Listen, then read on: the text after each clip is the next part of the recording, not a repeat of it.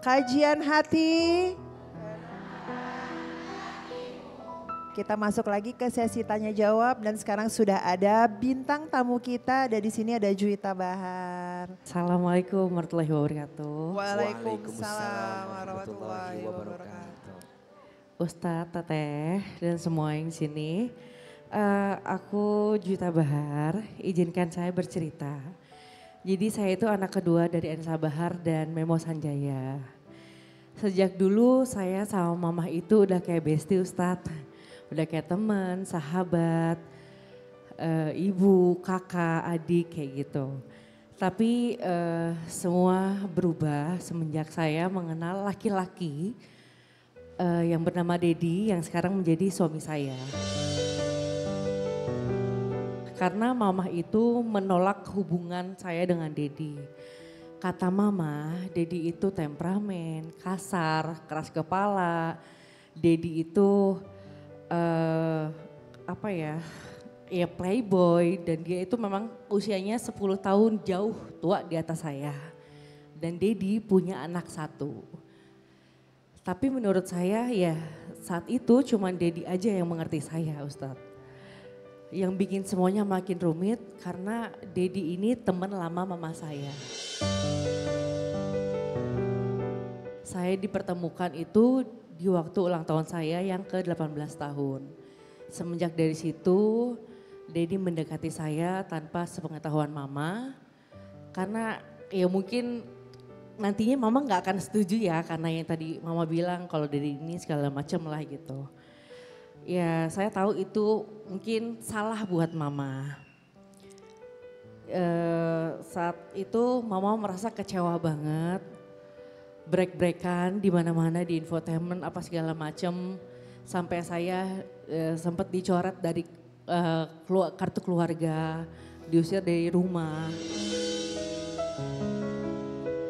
Ya tapi saya pada saat itu tidak mau ambil hati karena bagaimanapun beliau adalah ibu saya.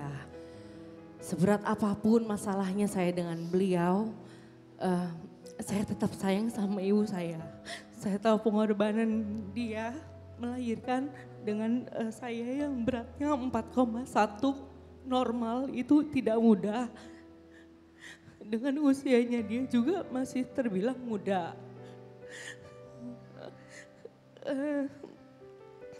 Makanya saya nggak mau ambil pusing Pak Ustadz pada saat itu. Waktu berantem hebatnya, saya nggak mau nanggepin mama saya ngomong apa tentang saya.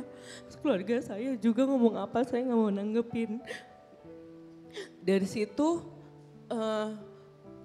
mama saya kecelakaan mobil Pak Ustadz. Saya mulai ngubungin kakak saya karena saya nggak berani ngubungin mama. Nggak berani ngomongin mama karena ya keluarga besarnya juga ikut berbondong-bondong membenci saya pada saat itu. Jadi saya tanyakan sama kakak saya, teteh saya, Teh Jeli, gimana keadaan mama. Di situ saya samperin mama, saya temuin mama, terus saya peluk mama, saya minta maaf sama mama, saya minta maaf pada saat itu. Akhirnya dari situ mulai membaik hubungan saya sama mama. Dari situ mama baru bisa menerima saya dan Dedi. Pada saat saya nikah sama Dedi pun saya nggak undang mama Pak Ustadz. Karena saya takut mama malah marah-marah, malah mengacaukan semuanya gitu. Jadi saya cuma undang wali saya aja papa sama keluarga papa gitu. Yang jadi pertanyaan saya, terkadang kita sebagai anak harus nurutin apa kata orang tua. Tapi satu sisi orang tua gak pernah dengerin kita atau orang lain. Terus kita selalu dituntut apa yang jadi keinginan orang tua. Tapi sementara orang tuanya tidak bisa menjadi role model buat kita. Gitu Pak Ustadz, itu gimana? Makasih Pak Ustadz. Kalau ada kesempatan Mama menyimak tayangan hari ini, apa yang ingin Kak Juwita sampaikan untuk Mama Anissa Bahar di rumah? Pokoknya mama harus sehat terus ya. Mama panjang umur ya ma. Mama bahagia ya. Maafin kalau Jui masih ada salah.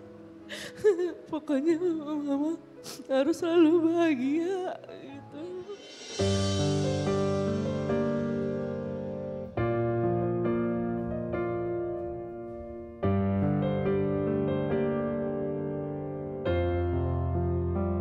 Bunda, ada 3 hal yang ingin Ahilman sampaikan terkait hubungan anak dengan orang tua. Yang pertama, sebagai seorang anak, kita harus berbakti dan berbuat baik kepada orang tua.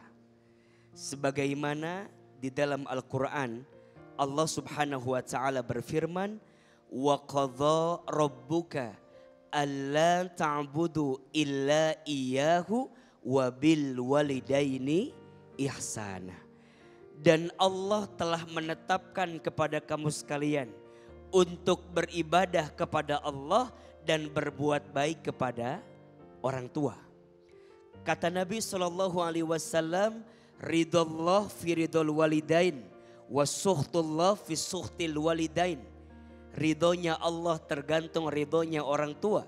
Murka bencinya Allah tergantung murka benci orang tua. Dalam hadis yang lain, sesungguhnya orang tua itu adalah pintu surga yang paling tengah. Jika engkau ingin masuk surga melalui pintu yang paling tengah, berbuat baiklah kepada siapa? Orang tua. Kita tidak bisa memilih orang tua kita siapa. Kita tidak bisa memilih orang tua kita seperti apa.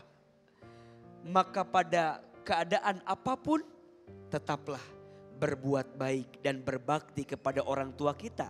Bahkan jika orang tua kita pun berbeda keyakinan dengan kita, tetap kebaikannya, berbaktinya harus tetap kita hadirkan sebagai bentuk amal soleh kita di hadapan Allah Subhanahu wa ta'ala. Yang kedua, nasihat untuk semua orang tua. Jangan sibuk menuntut anakmu untuk jadi anak yang baik, tapi lupa menuntun dirimu untuk jadi orang tua yang baik. Betul? Hati-hati. Banyak di antara kita pengen punya anak yang soleh, tapi lupa jadi orang tua yang soleh. Setuju? Banyak di antara kita pengen punya anak yang baik, tapi lupa memperbaiki diri jadi orang tua yang baik. Maka kalau ada pertanyaan, kenapa Nabi Ismail itu begitu soleh? Kenapa Nabi Ismail begitu baik? Karena berangkat dari ayah yang baik, yaitu Nabi Ibrahim alaihissalam. Kenapa Nabi Ismail punya hati yang lembut? Kenapa Nabi Ismail punya hati yang lapang? Karena punya ibu yang hatinya lembut. Punya ibu yang hatinya lapang. Bagaimana tidak ketika Nabi Ismail menangis karena kehausan. Minta minum. Ternyata Siti Hajar sebagai seorang ibu berjuang luar biasa. Beliau mencari di sofa, tidak ada air tersebut. Datang ke Marwah, tidak ada air tersebut. Balik lagi ke sofa, tidak ada air tersebut. Balik lagi ke Marwah, tidak ada air tersebut. Bolak-balik nyari air. Singkat cerita, ternyata air muncul dari kaki kecilnya siapa? Ismail alaihissalam, yang hari ini air itu disebut dengan air apa? Air Zam-Zam. Kenapa disebut dengan air Zam-Zam? Karena berangkat dari doanya Siti Hajar. Ketika air muncul dari kakinya Ismail, Hajar berkata, Zam-Zamil ma, Zam-Zamil ma, Zam-Zamil ma. Muncul air, keluar air, terus. Masya Allah, sampai hari ini Hajar dan Ismail telah tiada, tapi airnya masih ada atau tidak? Itu menggambarkan kebaikan orang tua akan terus memancar pada kebaikan anaknya. Dan yang ketiga, pesan Ahilman, Kak Juwita, termasuk juga Mama Anissa Bahar di sana. Orang tua itu dengan anak jangan lepas doa. Doa mustajab itu salah satunya adalah doanya orang tua untuk anak, betul? Tapi orang tua juga harus ingat, ketika engkau meninggal, di antara amalan yang tidak akan terputus adalah doanya anak yang soleh untuk orang tuanya. Mudah-mudahan kita semua bisa belajar jadi anak yang baik untuk orang tua kita. Dan kita bisa belajar jadi orang tua yang baik untuk anak-anak kita. Amin ya Rabbal Alamin. Dari yang tadinya memang brebek-brebek ya, di infotainment di sana sini mama marah-marah sama aku, terus sempat yang aku dicoret dari kartu keluarga lah, terus aku nggak boleh pakai nama Bahar lah. Ternyata ada hikmahnya. Kalau semangat hidupnya, semangat kerjanya iya, tapi kalau dunia percintaan kayaknya enggak. Kayaknya kalau dunia percintaan enggak, karena mama kalah sama aku. Alhamdulillah setelah ikut kajian hati, terus mendengarkan penjelasan dari Pak Ustadz, rasa lebih tenang ya.